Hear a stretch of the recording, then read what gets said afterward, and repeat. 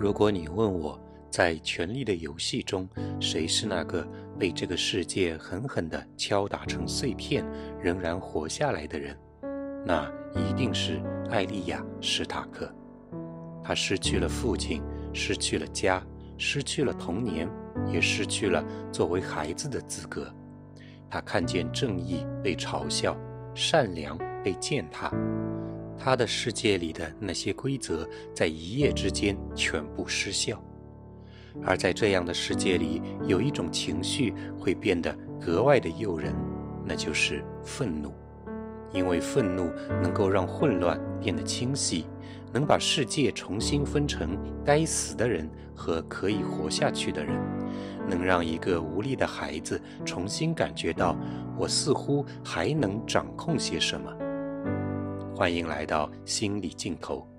这一集我们不只聊艾莉亚的复仇，我们更想借助艾莉亚的故事来聊一聊，当我们愤怒的时候，我们究竟在对抗什么，又在渴望什么。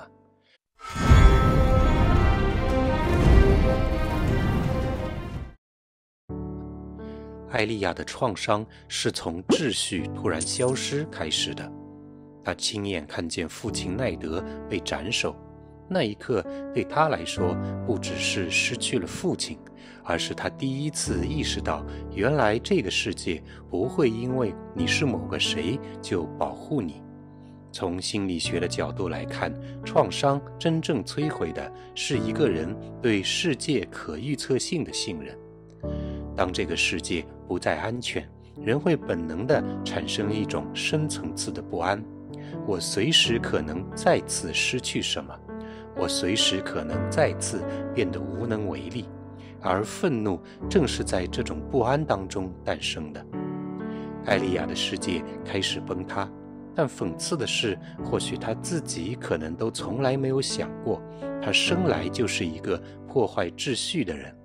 她从小就不喜欢学习那些淑女礼仪，她喜欢跟家里的大哥们在一起练习包括射箭在内的各种战斗技巧。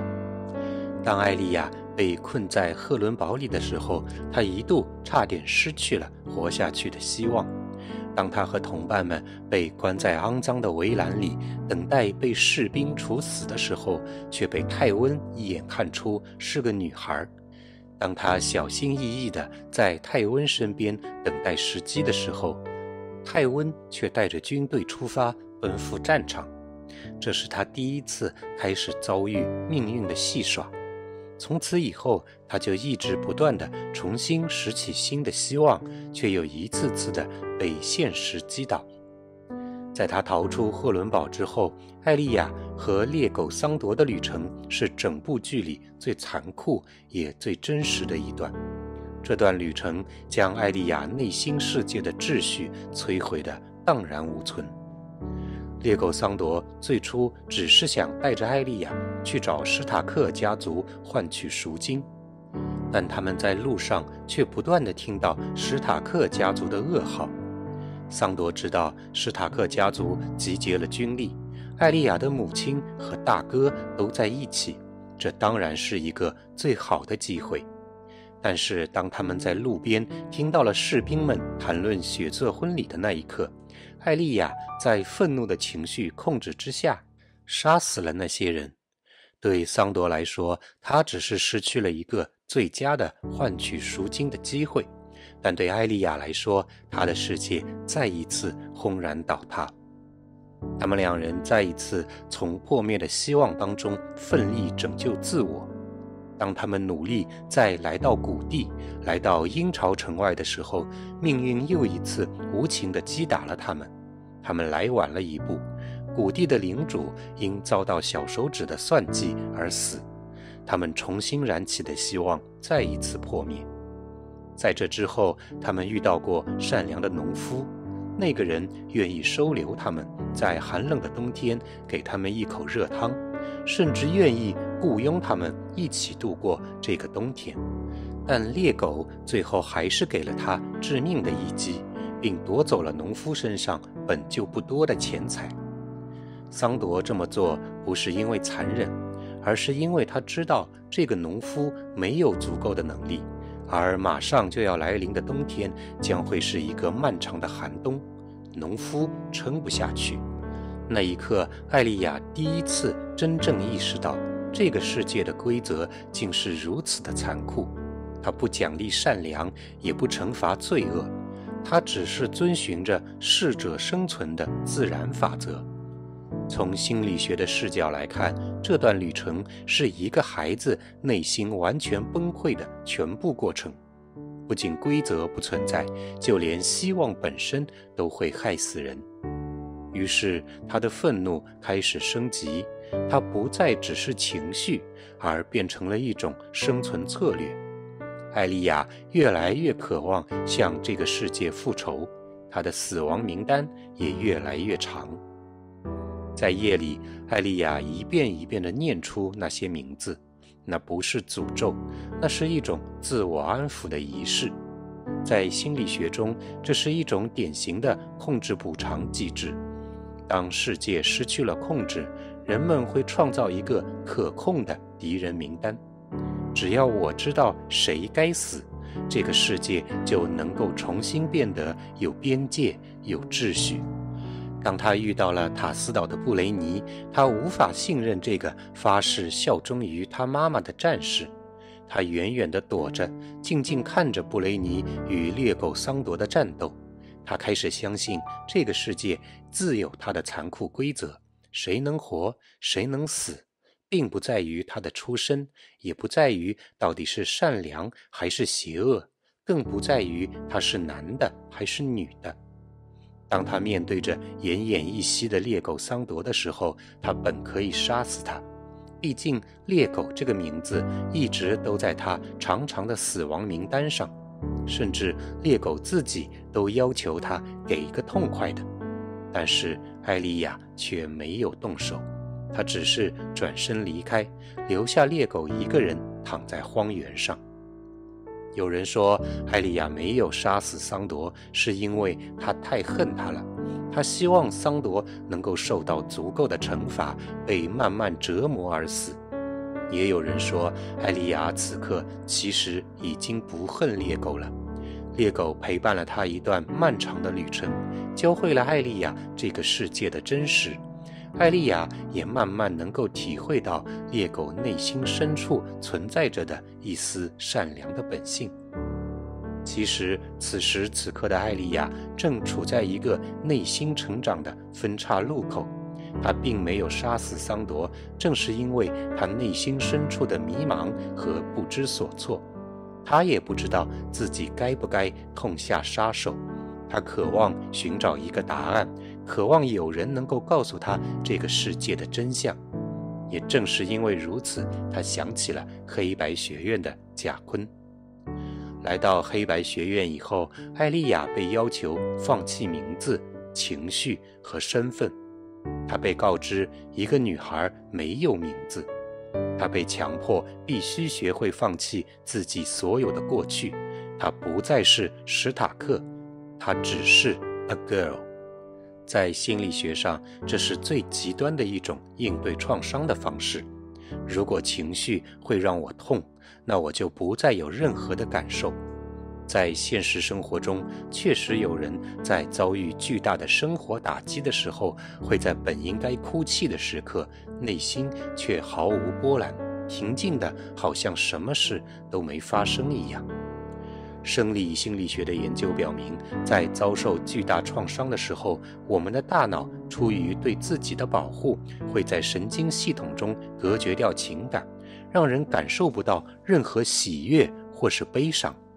这是一种我们自己无法控制的自我保护机制。而艾莉亚在黑白学院则被要求主动学会将自己放进这样的状态中，但她始终都没有能够做到这一点。事情的转折发生在一个很小的选择上，贾昆命令她去杀死话剧团的女主角，但艾莉亚却发现那是一个善良、温柔、毫无恶意的人。那是她身边另外一个眼红的年轻女演员，因为嫉妒，所以才买凶杀人。那一刻他违抗了命令，不是因为他软弱，而是因为他的内心开始问自己一个更重要的问题：我真的要没有任何理由的去杀死一个人吗？我到底在寻找什么？这是我想要的吗？其实这已经不是艾莉亚第一次做出这样的选择。当他还在赫伦堡给泰温当侍酒童的时候，他就有机会刺杀泰温。那时他手里拿着尖刀，而泰温背对着他，毫无防备，但是他却没有下手。而当他和伙伴们逃出赫伦堡之后，伙伴们曾经质问他：你为什么不让贾昆杀死泰温，这样就能够结束这场战争？而他却回答说，是泰温把我们3个从赫伦堡外的囚牢里救出来的。或许艾莉亚的内心早就已经踏上了成长之路。当他离开黑白学院，说出了那句一个女孩是林东城的艾莉亚·史塔克，我要回家了，那不是放弃复仇，而是他终于不再只用愤怒定义自己。或许这才是千面神对他的真正的考验。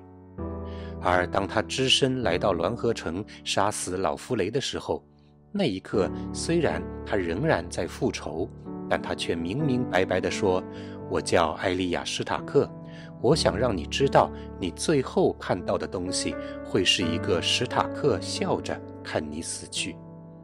那不是单纯的复仇的快感，那是他在说，我还在这儿，我清楚地知道我是谁，我也知道我在做什么，我没有被这个世界抹掉。当艾莉亚背负着最后残存的一丝复仇的愤怒，站在濒临倒塌的红堡下的时候，一生都背负着仇恨的猎狗却转过身来告诉艾莉亚，她应该赶快离开这里，不要像他一样落入仇恨的阴影。他再一次以身入局，教会了艾莉亚最后一个人生的道理，而这一次艾莉亚听从了猎狗的话。荣格说，每一个人都有阴影，阴影并不是坏的东西，而是那些我们在创伤中发展出来却不敢承认的自己。艾莉亚的阴影是她天生就喜欢习武，是她的愤怒、冷酷和与生俱来的杀戮的本能，也是她颠覆规则的命运。真正的成长并不是消灭阴影，而是不再让自己被阴影所控制。当他选择不再杀戮无辜，当他选择回家，他完成的不再是复仇，而是一次真正的自我整合。艾莉亚的故事也是你我的故事。我们大多数人也许不会像艾莉亚那样拿起刀，拿起枪，但我们都经历过愤怒，愤怒别人，愤怒这个世界，愤怒命运为什么对我不公平。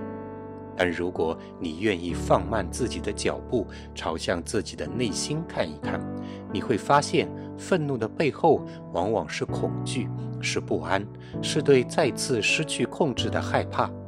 为了控制一切，瑟西毁了自己，也毁了城市。为了抑制不住的愤怒，丹尼利斯大杀四方，也杀死了伙伴们对他的信任。当我们能够看清这些，我们才会知道，我们真正想要的不是去争一个输赢，也不是去向谁报复，而是我们渴望安全，渴望被尊重，渴望被看见，以及渴望能够成为自己。艾莉亚最终找回的不是仇恨，而是名字，是她自己。或许在她的潜意识里，她一直都知道自己是谁，因为当她在黑白学院面临抉择的时候，她选择悄悄地藏起了琼恩·雪诺送给她的缝衣针。而当艾莉亚离开栾河城，与小厨师热派在酒馆里重逢的时候，当他听说琼恩·雪诺收复了林东城，原本打算去君临城复仇的他，毫不犹豫地起身返回林东城，因为他自己一直都知道，自己是史塔克。感谢收看本期心理镜头。如果你也喜欢这些内容，请给我点赞并订阅我的频道，并把这个视频转发给你的朋友们，让更多的人能够参与我们的讨论。愿我们都能像艾丽亚一样，在漫漫人生路上能够逐渐看清自己，找回自己。我们下次再见。